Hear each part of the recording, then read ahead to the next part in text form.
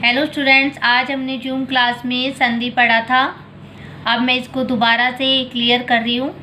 संधि क्या होता है? जोड़ना। किसको जोड़ना? दो साउंड को, दो वर्णों के मेल को, दो वर्णों के मेल से उत्पन्न विकार को संधि कहते हैं। अच्छा, दो वर्ण मैंने यहाँ पर ले लिए, दो शब्द ले लिए, देव प्लस आ लिए। अब इसने बोला वर्णों के मेल को। वर्ण एक एक पर्टिकुलर साउंड होती है, एक एक अक्षर होता है।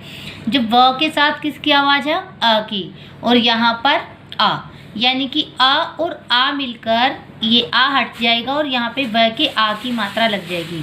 देव प्लस आलिय, देवालय, यानी कि अ और आ मिलकर व के आ की मात्रा लग गई। साउंड है जो दो, इसकी लास्ट की यहाँ से शुरू की, इन दोनों को मिलाकर हमने बनाया देवालय। अब संधि की बात करते हैं हम। संधि के तीन भेद होते हैं: स्वर संधि, व्यंजन संधि, विसर्ग संधि। व्यंजन संधि और विसर्ग संधि हम अगली कक्षाओं में पढ़ेंगे। तुम्हारी क्लास में 6th क्लास में स्वर संधि को ही एक्सप्लेन किया गया है। स्वर संधि के भी क्या, इसके भेद। अब स्वर संधि में तुमको पता है सारे स्वर आते हैं। स्वर जैसे सारे ये जो हमारे स्वर हैं, ए आ ई ऊ ए ऐ ओ औ, ये हमारे स्वर हैं। ये हमारे क्या है? स्वर है। यानी कि स्वर संधि में जब हम बात करेंगे तो इन साउंड की ही मुख्यता होगी, ये साउंड ही प्रधान होंगे। अब स्वर संधि का पहला पार्ट है हमारा दीर्घ संधि। दीर्घ का मतलब होता है बड़ा हो जाना। क्या बड़ा हो जाना?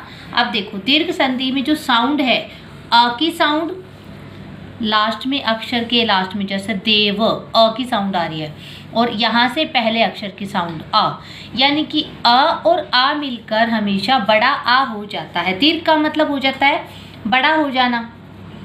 तो दीर्घ संधि की क्या विशेषता है? इसमें हमेशा आ की साउंड आएगी, बड़ी ई की साउंड आएगी और बड़ा ऊ की।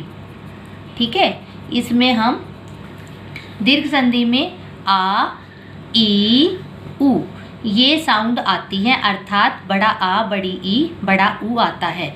अब देखो, वेद प्लस अंत, द के साथ में अ की साउंड है और यहाँ पर भी अ की साउंड है। आ मिलकर मैंने बताया था, अ और अ मिलकर बन जाता है आ, यानी कि वेद के हमने आ की मात्रा लगा दी, वेदांत।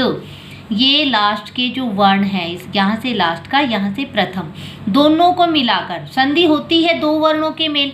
दो वर्ण हमारे कौन कौन से होंगे संधि में? एक अक्षर का लास्ट का, एक अक्षर का एक शब्द का लास्ट का, एक शब्द का पहले का, दोनों को मिलाकर क्या बन गया? आ, वेदांत। दीर्घ संधि में बड़ा आ, बड़ी ई और बड़ा ऊ हो जाता है। इसी प्रकार हमने ई को मिलाया, छोटी ई और इधर से छोटी ई मिलकर बन गई बड़ी ई। कपि प्लस इंद्र, ई प्लस ई प्लस ई मिलकर बन गई कविंद्र। अब गुण संधि। गुण संधि में मैंने बताया था अ प्लस ई मिलती है तो भी ए बनता है। ए प्लस बड़ी ई आती है तो भी ए की साउंड आती है। अ प्लस ऊ आता है तो ओ बन जाता है। अ प्लस री आता है तो क्या बन जाता है? अर। क्या बन जाता है? अर, यानी कि अर की साउंड आएगी। अब अ में ई मिलाया, देखो स्व, स्व अ की साउंड है ई, अ और ई मिलाया तो ए की मात्रा बन गई स्वेच्छा। स्व प्लस इच्छा, स्वेच्छा। धर्म प्लस इंद्र, धर्मेंद्र। अधर्म, अ की साउंड आ रही है लास्ट में, अ और ई, धर्मेंद्र। अब ए प्लस ओ मिलाया, वीर प्लस उचित, अ प्लस उ, अ प्लस उ, अ और उ मिलकर बन गए ओ। वीर प्लस उचित, वीरोचित। अर्थात हमने क्या करा? अ और उ, ई को मिलाकर ए, अ और उ को मिलाकर ओ की साउंड बनाया है। अब अ और री की साउंड आती है तो अर की आवाज आती है। ब्रह्म प्लस ऋषि, ब्रह्म अ की साउंड है, हर एक साउंड इसके साथ व्यंजन के साथ अ होता है, जब मात्रा नहीं होती है तो ब्रह्म, अ प्लस री, अर, ब्रह्म ऋषि, अर की साउंड आ रही है, ब्रह्म ऋषि। अब वृद्धि। वृद्धि का मतलब बहुत ज़्यादा बढ़ोतरी होना, बहुत ज़्यादा वृद्धि होना। इसमें हमारे हमेशा शब्द के ऊपर दो मात्राएं पाएंगी लिखी हुई। जैसे मैंने ऐसे शब्द दे दिया, एकाएक, वनौषध, डबल मात्रा है ना, चाहे वो औ की हो चाहे वो आई की हो। वृद्धि संधि की ये विशेषता है, इसमें डबल मात्रा पाएगी शब्द के ऊपर।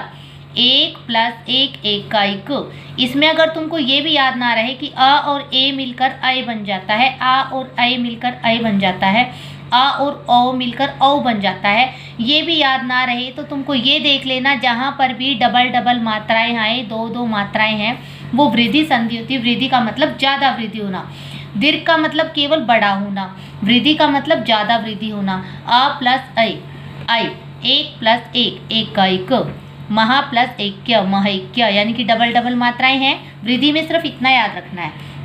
यण संधि में आवाज पे याद रखना है तुमको कि य और यू, जरूर य की साउंड आएगी। यण य से शुरू होता है और य की ही आवाज पाएगी।